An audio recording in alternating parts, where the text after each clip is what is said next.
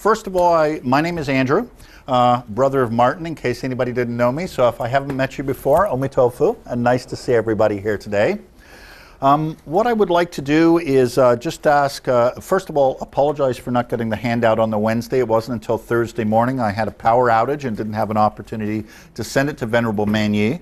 But as usual, if you do not get your handout in that week, please by all means email her back, or if you're not getting emails, please by all means do that.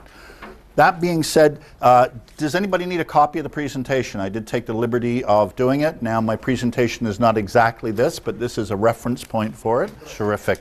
Now the other thing that I have, and I actually, as I was going through my notes preparing for this presentation, I actually had found what I call a little Buddhism cheat sheet, which quite literally is a small series of interconnected boxes talking about some of the mainstays and main thoughts from a Buddhist perspective. So I'm not going to pass this around now, and it's not so much relevant to this particular class, but what I will do is I'll leave them in the middle of the central desk, and I would urge you to pick one up when you're leaving. Whether you're a beginning practitioner or somebody who's been around for a long time, I've certainly found these very, very helpful, as it talks about Four Noble Truths, Noble Eightfold Path, the interconnectedness. One of the things we're going to be talking about today, obviously the three treasures, the triple gem is in there as well. So what I'd like to do is, a number of you have been up in meditation, some of you have not. I'd like to sort of set a pace of peacefulness, get everybody in a good state of mind before we talk about what is an incredibly interesting topic, and one that from a Buddhist perspective is one that really causes a tremendous amount of contemplation as you move from the study of Buddhism to becoming a Buddhist themselves. So just to start off, how many people in the room have taken Refuge? Terrific, thank you very much. So the idea of taking Refuge at its outset is a ceremony itself. However, it obviously goes far deeper than that, as a personal statement, a personal commitment. Taking Refuge is not something you do once in your life and move on from there. In fact, at our Refuge ceremonies, you will often see people who are taking it a multiple of times as they continue to renew that commitment. Again, that commitment and following that path is something that you do and study for all your life. So, coming back to setting that state of mind, I've got a small clip that I'd like to play for you. I would ask you to indulge me because it is, how long? 7 minutes long? But I find it something that rejuvenates my spirit on an ongoing basis. It is from a Vietnamese monk, I'm sure many of you know him, Thich Nhat Hanh. It's called the Great Bell Chant. You can find it on YouTube. Whether you've heard it once or multiple of times, I find it very invigorating. So I ask you to indulge me. So if I could ask a couple people just to draw the blinds at the back. I'm going to ask for the lights to be turned off, please, sir. And I apologize the brightness as it comes forward, and appreciate your indulgence as we start our class with that chant. It's something that's very special to me, and something that if you have not been familiar with this before, it is a wonderful experience to be able to see the visuals that accompany this chant. But I thought the first time in just hearing it, if you haven't heard it before, just to be able to experience through the ears as the senses is good. So I think we'll start today's class as we're studying Refuge, the essence of Refuge and the triple gem, that I'll ask everybody to rise, and we'll do 3 bows to our Buddha, Dharma, and Sangha. So first bow, second bow, and third bow. Thank you. Please be seated.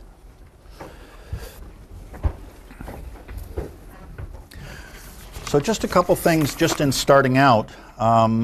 It is often said by a number of the facilitators what an amazing opportunity it is for us all to be facilitators, not just for the honor it is to present to all of you and share a dialogue with all of you and share the Dharma with everybody, but also for our opportunity of reviewing the material again.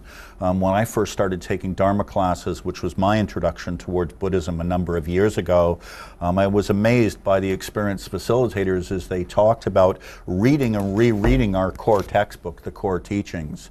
And quite literally this book, which at first glance is very basic and very straightforward, every time you read it, every time you develop an understanding of a line, the next time you read it, a deeper understanding or a different perspective can be brought forward from it.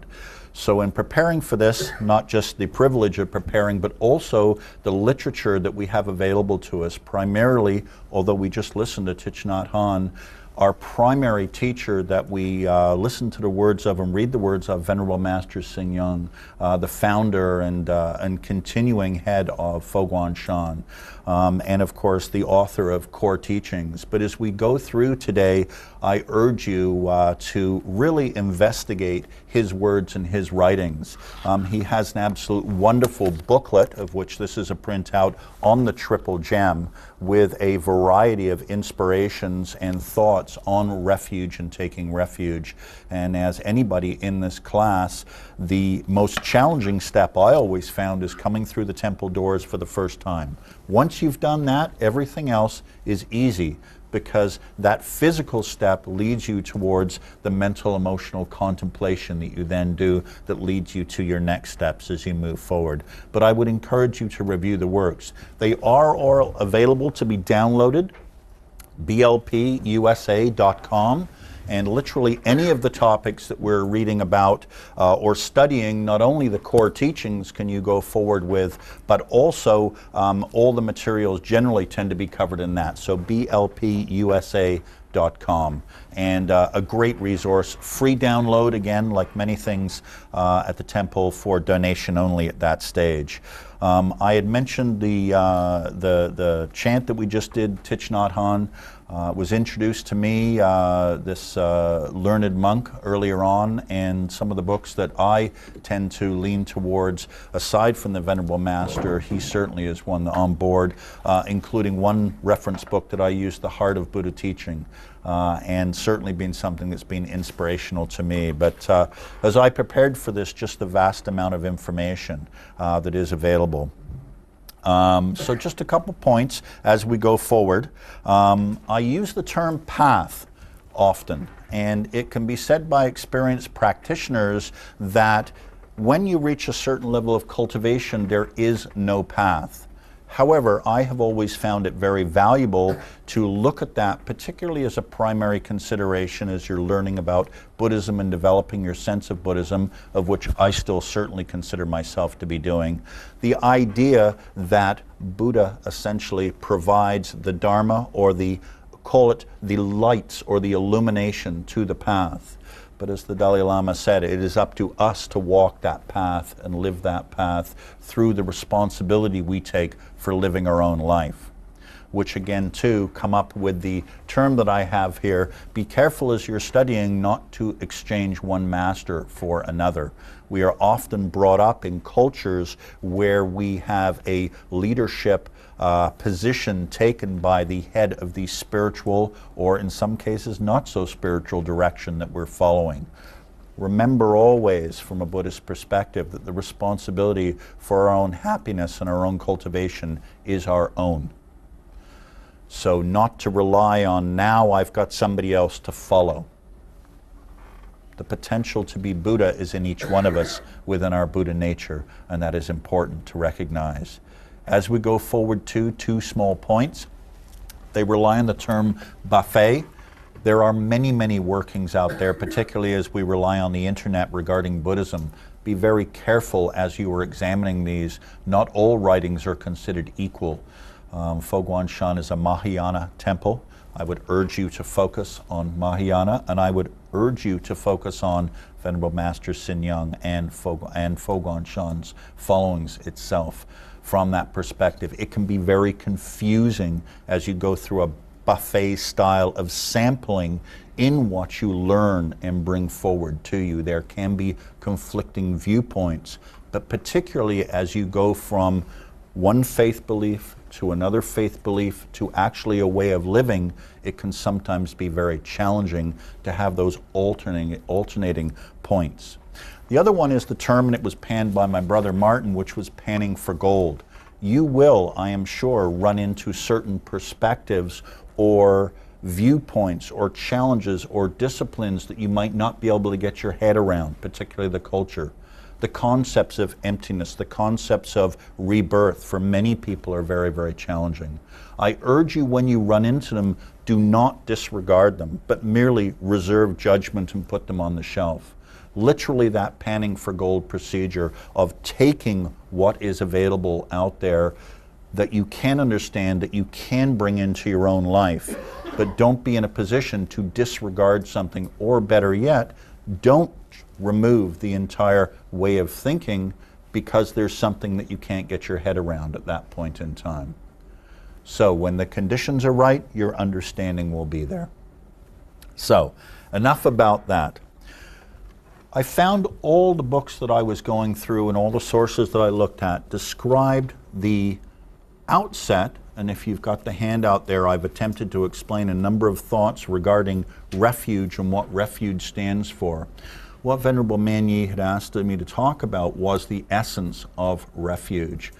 And so from a form procedure of what refuge is, we will definitely teach upon that, because it's a decision that as aspiring Buddhists, even if we're just here to learn in the beginning, it's something that we all move towards.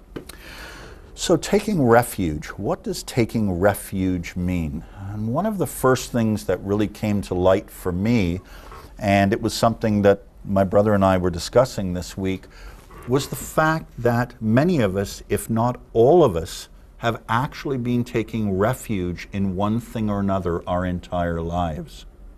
So as we contemplate the thought of refuge from a Buddhist perspective, we often do not realize what we have been taking refuge in.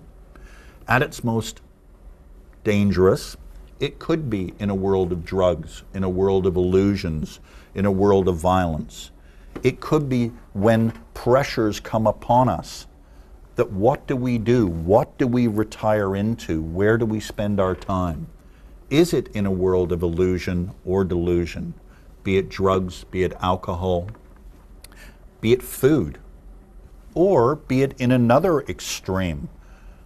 Buddhism is about the middle path. There are times where we could go to the extreme, leaving one of what we call so-called negative and go to a positive. Somebody all of a sudden who's at the gym all the time, focused on work all the time, losing that perspective from that middle path. So it's very important to understand where we are before we consider moving forward. And definitely helps to have directions and signposts as the way that we go. But what is very important is to understand where we are and what our refuge is in at this point in time. So very much that understanding, I think, is critical. It is said that our first refuge comes from our parents. Our mother, our father, they provide us security, they provide us food, they give us all the answers, they tell us what to do. But it's not long when we're children that we develop independence and look for other directions and other assurances. I remember an incredible moment when I was about 8 years old where I realized my parents didn't always tell the truth and didn't always do everything correctly. We then looked towards our friends and our teachers. I remember an amazing moment when I was 12 years of age, when I went from one class, philosophy, where I was told to question everything, to my next class, which is math, to which I asked, why does X equal whatever it was? To which I was told, just accept it because that's the way it is.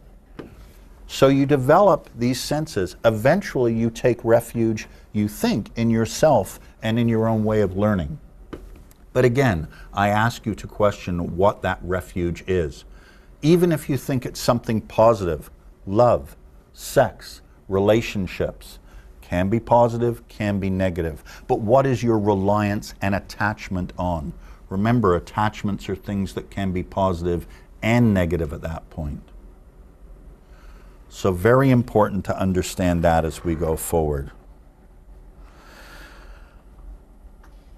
I think that the term that we look at is taking refuge in samsara.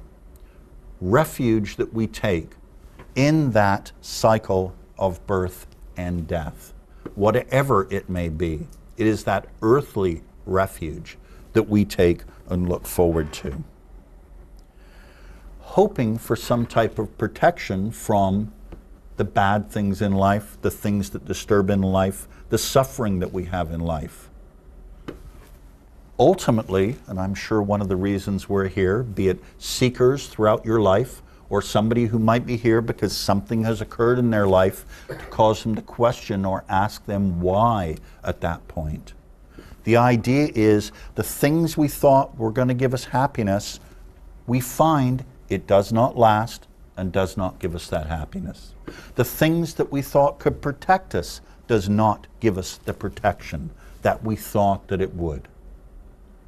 So we reach again these forks in the road as we do all our lives, that we hope that through our previous deeds, our karma, and we hope the conditions are such that we're led towards experiencing and opening up to other choices or opportunities, such as coming to this class, which is a wonderful opportunity to learn about different things, new perspectives, and to shine on the path. So at that point in time, an excellent explanation that I had seen when we examined the triple gem, the three treasures as they're also called, the Buddha, the Dharma, the Sangha, is to observe the Buddha as a doctor, to observe the Dharma as medicine, and to observe the Sangha, the community, not just of venerables, but also of lay people, of practitioners as well, as quite literally the community that helps you take the medicine, or the nurses, as it were. And I thought that was a wonderful way of looking at it. That if you are at a point in your life where you are open towards different ways of thinking, new ideas, and you realize what's been going on in your life hasn't taken you to where you want to be, or not to the extent of where you want to go, that it puts you at a perspective in life where what do we do if we are physically sick? We look after our bodies. We look for some advice. We look for some medicine. And what a wonderful analogy this is, as we strive towards happiness and less stress in our life, that we look towards the Buddha as a doctor, that we look towards the Dharma as that medicine as we move forward. So I've often found that to be a great analogy as we go forward from there. I think we recognize as we study, one of the first things we very often run into from a Buddhist perspective is the Four Noble Truths. We recognize the suffering in our lives, and we recognize the causes to that suffering, and we contemplate what those causes are. Not so much for what they are, but how they came to be and why we still follow them at that point in time. Oftentimes, as we examine the Four Noble Truths, Noble Eightfold Path, we examine one of the aspects of the Noble Eightfold Path, right view, the view that we use when we look at things. And we realize oftentimes in our lives we have used the wrong view. Why then would we follow a pathway that does not make us happy? These short-term gains that we make time and time again in our lives and are surrounded by it in the news media today, of this short-term gain.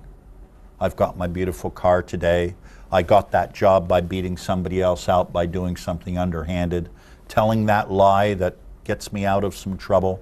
All these things that we do, that wrong view that we have. Wrong view because it is short-term and does not lead us towards the goal or objective that we're hoping to lead towards. And I think that's very critical at that point in time. As to, we look at this affliction, we look at this disease, and how do we transcend that and get ourselves to that next level in that perspective? We are all seeking happiness in our own ways. Yet the majority of the time we seek that happiness in the external world. One of the questions I asked from the perspective of refuge is refuge an external ceremony, or is it an internal process that you're going through? We often look towards the external world for that happiness. We look towards someone to blame if things aren't working out well. You often hear the term they, the government does this, the boss does that. And yet it is not taking that responsibility ourselves.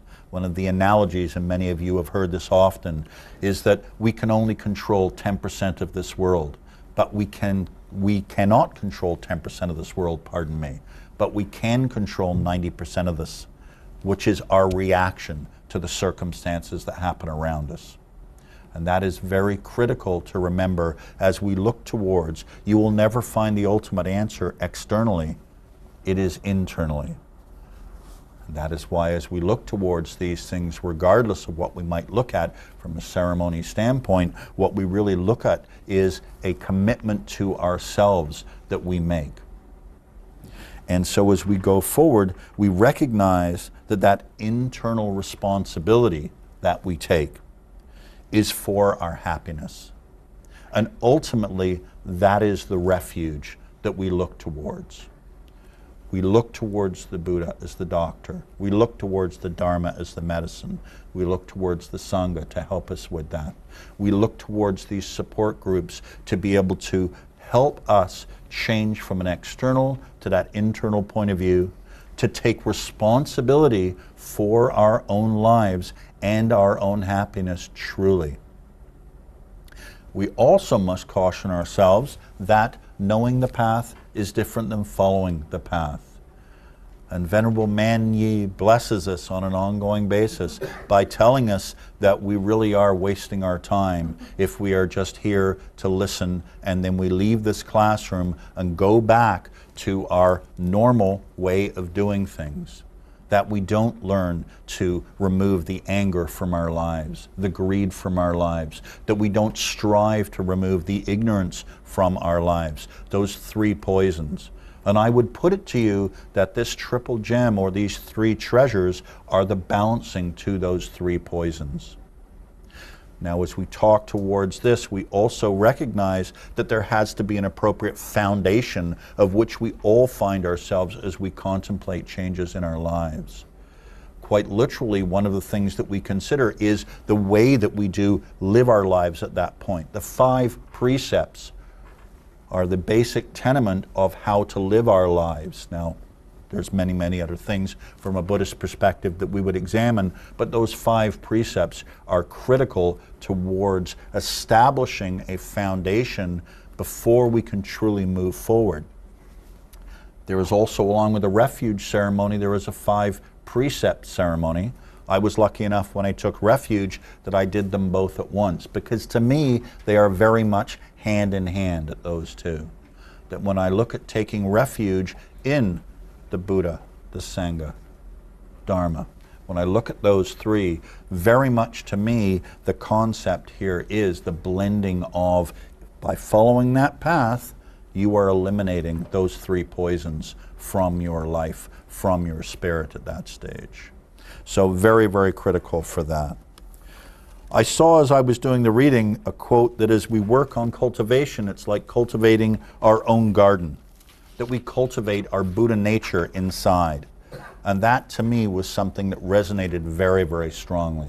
Weeding out the impure or the unwholesome, bringing forward wholesome things and reinforcing them in our lives. I think we all recognize, be it as we've been brought up to believe, the little man on one shoulder is our bad conscience, the little man on the other shoulder, the good conscience. We don't fool ourselves. We blind ourselves from time to time when we're doing wrong things. But never for a moment do we truly forget what our statements, what our judgments, what our thoughts are, what our words are. If we're gossiping and we're saying something to someone, we know the hurt it may inflict. Our mind is of 2 as we're saying these things. When you lose your temper, it's the same way, particularly as you begin to develop cultivation. As you're getting mad, you're recognizing how crazy it is that you're getting mad. Why is that? How can that be?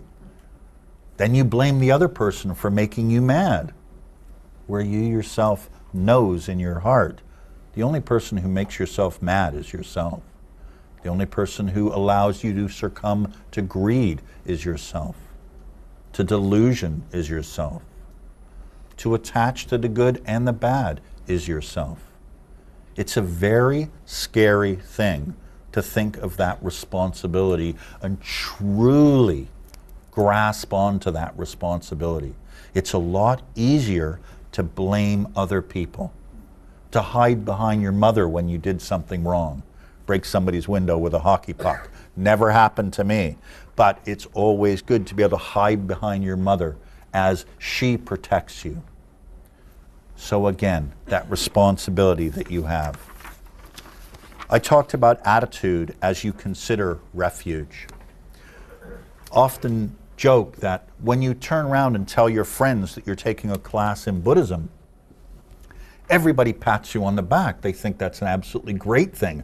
Wow, the Western perspective of Buddhism, peacefulness, meditation, neutrality, non-violence, bearing up images of the Dalai Lama, I suppose, is something that for a lot of people first comes to mind. And yet when you say, I'm taking refuge in becoming a Buddhist, they look at you in such a way and think, well, how can this be? It's one thing to study these things. And yet you realize how externally based that statement is. Because there does come a time as you're studying Buddhism, and I say this as this class, I know not everybody here has been to a number of sessions, but this is a level 2 class. So I say this, that as you study Buddhism, there does become that point in time where you ask, do I want to learn about Buddhism and what it can do for me? Or do I want to take that next step and make that commitment that this is the path that I will follow? And there's only one person you let down when you don't take that path, and that is yourself.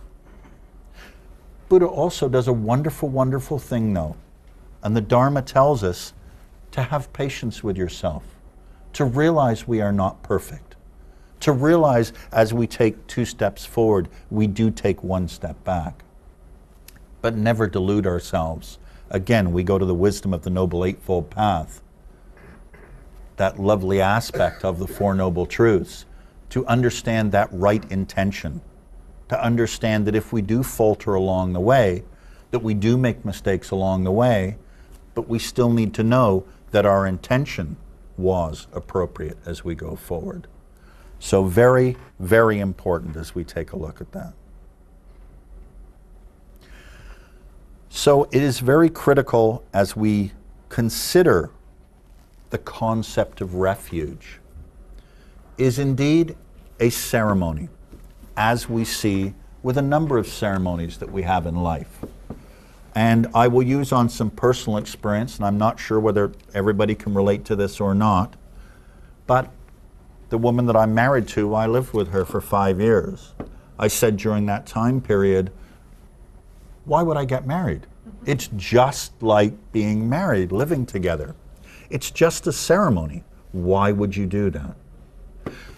Talk to somebody once they're married and you recognize, or at least I did, I'll use the personal term, how different that mindset is.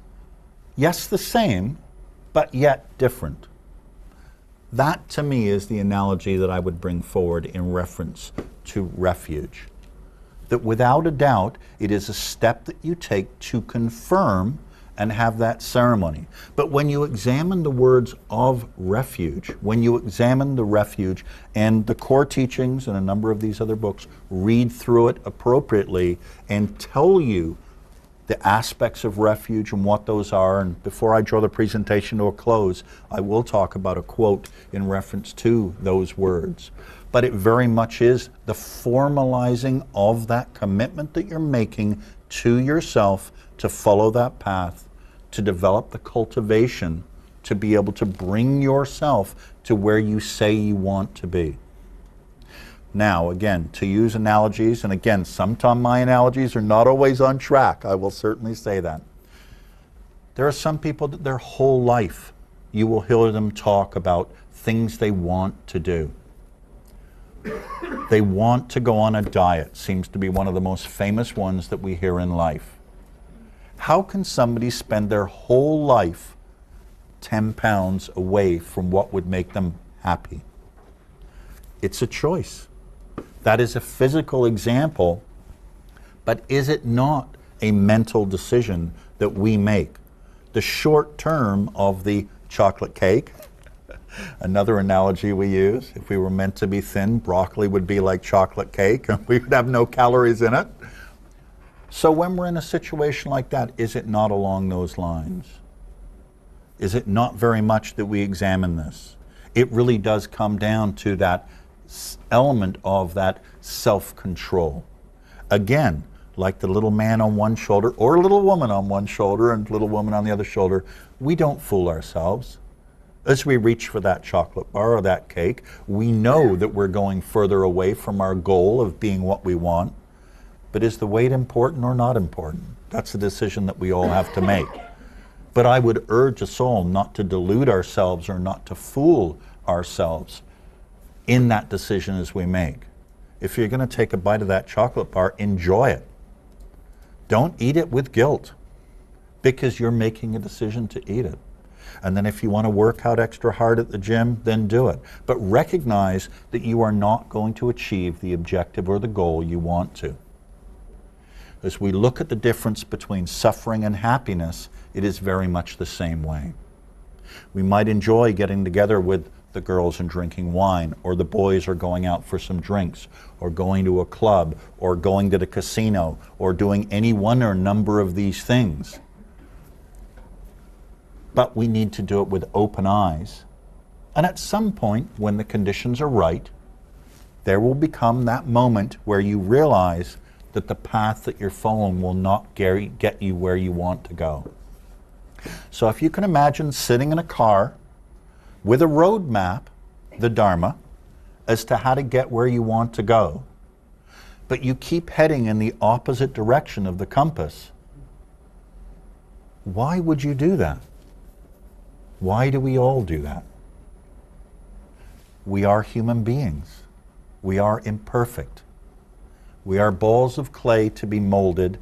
The difference here is we mold ourselves.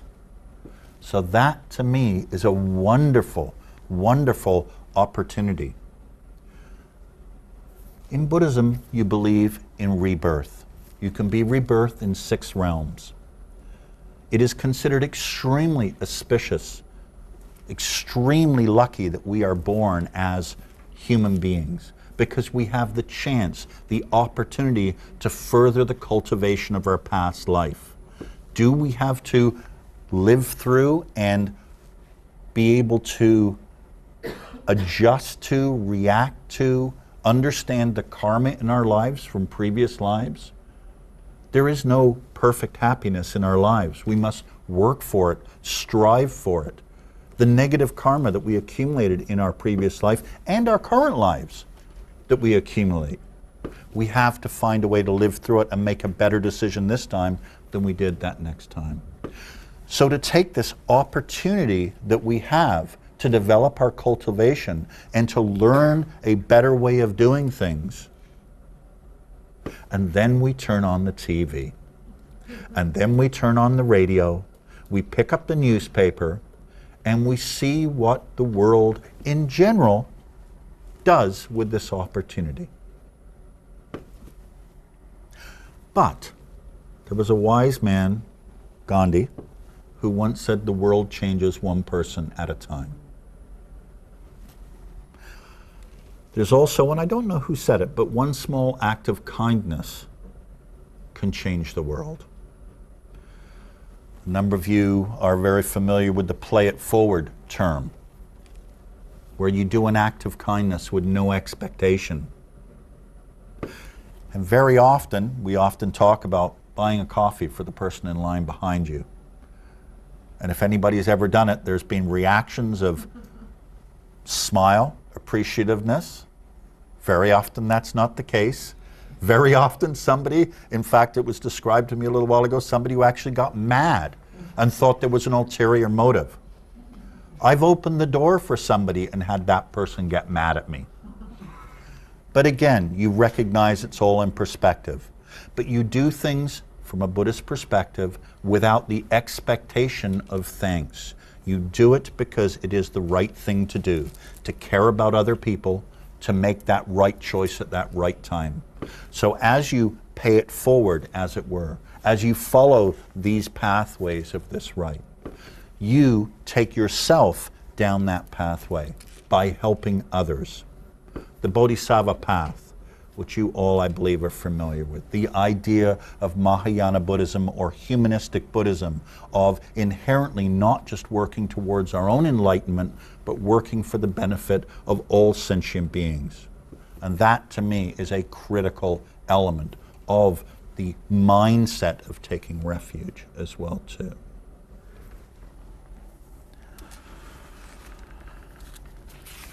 So let me just see where I am in my notes as I've been wandering off here. So I would like to just talk about specifics on refuge for just a moment. There are some specifics, and it's notated 10 specific benefits of taking refuge that are shown in the core teachings. I ask all of you as we go through these to remember what we've talked about from a panning for gold. If you run into, and we do from time to time, from a Buddhist perspective, talk about rebirth, or one of the benefits of taking refuge is that you will not be reborn in a lower realm. If you have a hard time on that, don't focus on that. Focus on what resonates with you, put it on the shelf and come back to it. In one of the reference guides that I was using, other than the 10 benefits, as mentioned in the core teachings, it was simplified into 8. Do we call ourselves Buddhists and everything that means? That we're able to take pure vows and live by them. That our wrongdoing will decrease. That we accumulate merit. Neither humans nor non-humans will be able to harm us. All our good wishes will be fulfilled. We will obtain Buddhahood in time with practice and perseverance. And as Martin described last week in talking about the 4 reliances, focus on the meaning. Don't focus on the words. It is easy, the way that our culture develops, that we listen to something and immediately go, as I mentioned before, lower realms. I don't believe in rebirth, or I'm not sure about this at this point in time. Again, don't throw it out. Understand what it means. Understand, as we talk about our wrongdoing will decrease, it's not a snap of our fingers and magically it will decrease. It means by ourselves taking that vow to the 5 precepts, taking that vow that we will dedicate ourselves to following the path of Buddha, Dharma, Sangha, primarily Dharma, that by following that path, we will not make the incorrect or the wrong decisions going forward. And that is the critical element at that stage. So I saw a quote that I thought was very, very good. And it follows very much along the lines. Taking refuge in the Buddha, we learn to transform anger to compassion. Taking refuge in the Dharma, we learn to transform delusion to wisdom.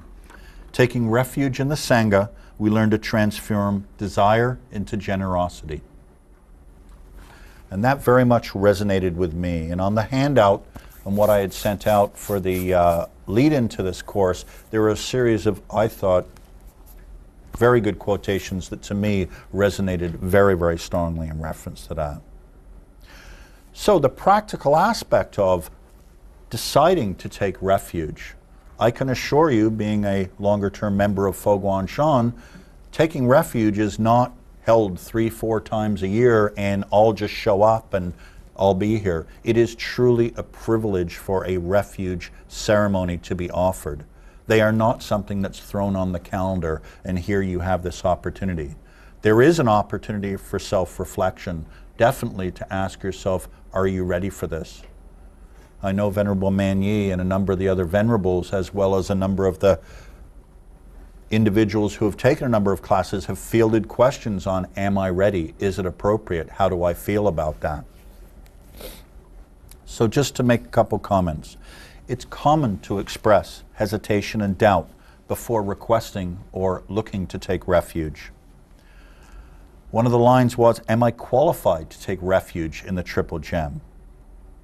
And the answer back was that there is no need to worry about requesting to take refuge. It can only offer a multitude of benefits and no harm. There is no negative karma that can come out of taking this. The merit of taking refuge is limitless and immeasurable. There have some that have taken refuge and then not followed that path. But the Buddha or anybody else is not as affected as you will be yourself by making the decision to take a vow and then deciding not to follow that. What is, I believe, as we discuss, a logical, appropriate path towards our own happiness, to be the best human being we can be, and to make everybody around us as best as they can be at that stage. Is it scary? That vow, to a large extent, is. But one recognizes, again, the Dharma provides us the wisdom by letting us know that we will not always make that perfect decision, letting us know we need to have patience and love for ourselves. And if you look at one thing so many of today's youth in the world sadly lack, it is that self-confidence. I'm not talking about arrogance. I'm talking about that self-confidence, that anxiety that many people have about their own self-image, their own self-confidence, where they stand. And yet it is that developing that belief. But if you understand that you are not perfect, that your decisions will not be perfect, and you understand that path, and that it is a path or a journey, but to not lose sight of your objective or your destination, as it were, to me, I put to you, is key on this. So at Refuge, one commits to this path, to follow the teachings with its right intention and the right views of Buddha and the Dharma. It certainly can be a very progressive thing, but the practicality of taking refuge, I think, has to be examined as well too. We know from a Buddhist perspective that killing is wrong. That would include the killing of animals. That would include becoming vegetarian. We know Buddhists, many of them, are challenged by some of these things. Again, don't let that stop you from making a vow to becoming happy, to be a better person.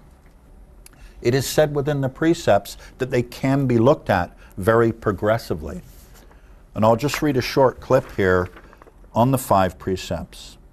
The precepts are not commandments.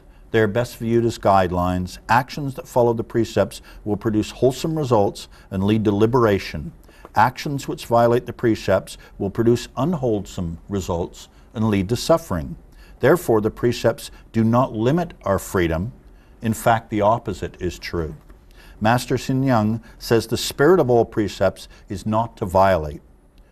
Though the precepts we developed respect for others and ourselves, and we let go of self-cherishing and self-grasping practices and the karmic results of them. It is only when we are in the grips of self-cherishing, self-grasping attitudes that we experience the precepts of restrictive rather than liberating.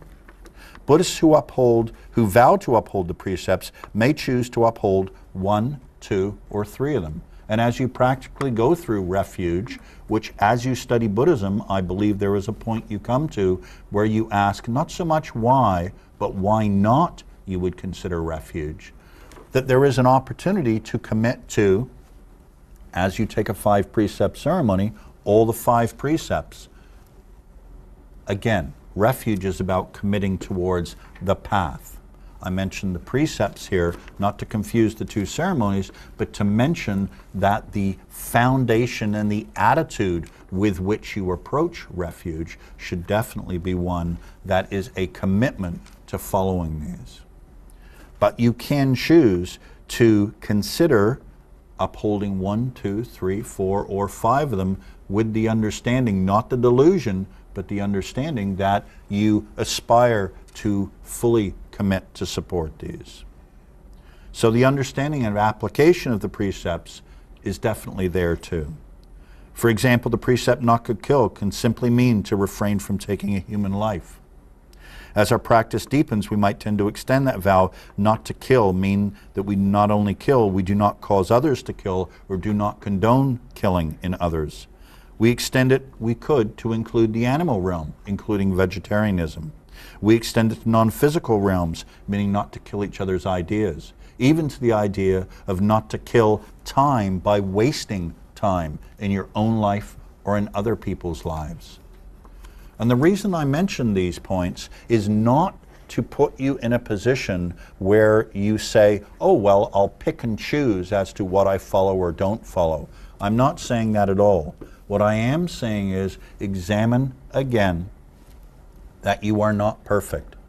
If we were to say, I'm not going to, for example, another one of my crazy analogies, I'm not going to swim until I know how to swim. I'm not going to ride a bike until I can ride a bike perfectly. I'm not going to go and try this computer program until I'm able to do it well. And then ask yourself the logic of that statement. I can guarantee you that nobody in this room is Buddha. But we have the potential to become Buddha.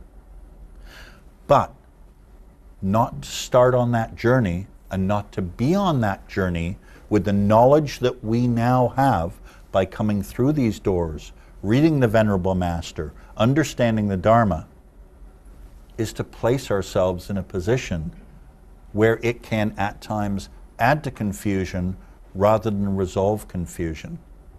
But if our objective in coming here was to advance ourselves towards happiness, removing suffering from our lives, then that consideration has to be there. And the idea of refuge might not be now. Again, we are all on our own path or our own journey. But I would urge you just to consider these thoughts as you go forward, not to say, I want to understand Buddhism as a philosophy. I want to understand or take the good things from the buffet of Buddhism that can make my life better. But Buddhism and the Dharma offers you far more than that. Buddhism and the Dharma offers you ways, methodologies to truly reach that objective that we have of being happy, of removing ourselves from the samsara, the cycle of life and death. Birth and death, pardon me. So those to me, truly, truly strong things. So that leads me close to the conclusion as to where we are, and we've got a few minutes left here. So I just want to sum up a few points, but just want to reiterate, it's up to all of us, each one of us. We decide on our own path. We decide on our own future. Don't ever doubt that. You are responsible. We can blame others, but that is an illusion, a delusion all in itself. The more you take refuge in your practice, the more you advance your cultivation, your stability, your peace, and your happiness. And that ceremony, which, yes, it is a ceremony, but that in itself is something that solidifies that vow. So when you find yourself at that point in time and the conditions are right, I urge you to consider that step. But again, it is a personal responsibility, a personal journey. So that being said, I'll just read you a couple quick things. And then if we have some time, maybe we can do some groups and answer a couple questions, because 12:30 I would like us to be done. The first one is regards faith. Last week Martin talked again about the 4 reliances and about the concept and the word of faith. And I found a great quote from Thich Nhat Hanh, which was, faith in Buddhism does not mean accepting a theory that we have not personally verified. The Buddha encouraged us all to see for ourselves. Taking refuge in the 3 jewels is not blind faith, it is the fruit of our practice. At first, our Buddha may be a book we've read, our Dharma a few encouraging words we've heard, and our Sangha a community we've visited once or twice. But as we continue to practice, the Buddha, Dharma, and Sangha reveal themselves to us more fully. And that resonated with me very much. Because when I first started examining spirituality and choices that I had regarding spirituality as I grew up a seeker, it definitely resonated to me, that concept of you have to believe, the term blind faith. And Buddhism is not about blind faith. Examine the words, measure them against our lives, see if it makes sense, and go forward. So a few words just from a refuge point of view. Buddha is the teacher showing the way, the perfect awakened one, beautifully seated, peaceful and smiling, the living source of understanding and compassion. Dharma is the clear path, heading us out of ignorance, bringing us back to an awakened life. Sangha is the beautiful community that practices joy, realizing liberation, bringing peace and happiness to life. And now the words. I take refuge in the Buddha, the one who shows me the way in this life. I take refuge in the Dharma, the way of understanding and of love. I take refuge in the Sangha, the community that lives in harmony and awareness. Dwelling in the refuge of Buddha, I see clearly the path of light and beauty in the world. Dwelling in the refuge of Dharma, I learn to open many doors on the path to transformation. Dwelling in the refuge of Sangha, I am supported by its shining light that keeps my practice free of obstacles. Taking refuge in the Buddha is taking refuge in myself. I aspire to help all people recognize their own awakened nature and recognize the mind of love. Taking refuge in the Dharma in myself, I aspire to help all people grasp the ways of practice and walk together on the path of liberation. Taking refuge in the Sangha in myself, I aspire to help all people build fourfold communities and encourage the transformation of all beings. I said to Greg before we started here today, my business background often comes through in the way that I give presentations. I come not to try to preach is a bad term. I come merely to offer some of my thoughts and perspectives and do my humble best to explain the Dharma, and it is my privilege to be able to do so. But I hope in doing so, it does the same thing as it does for me when I started preparing for this, and that it reaffirms the direction, brings those questions to light, and verifies the objective of which you're going to. So, that being said, we have 15 minutes left. We do have a couple of questions here. And maybe we can go into a couple quick groups for 10 minutes and then have a quick bring them up. Always the idea of some questions I think is good. So maybe we've already discussed question 2, which is what best describes taking refuge, an external ceremony or internal vow. But there is a quote on that last page which essentially talks about the act of consciousness. Question 1, taking refuge is described as an act of consciousness. What does this mean? Question 3, what does taking refuge mean to us in our daily lives? So perhaps what we could do is develop, and they can be slightly larger groups, 4 groups. Let's just talk about this.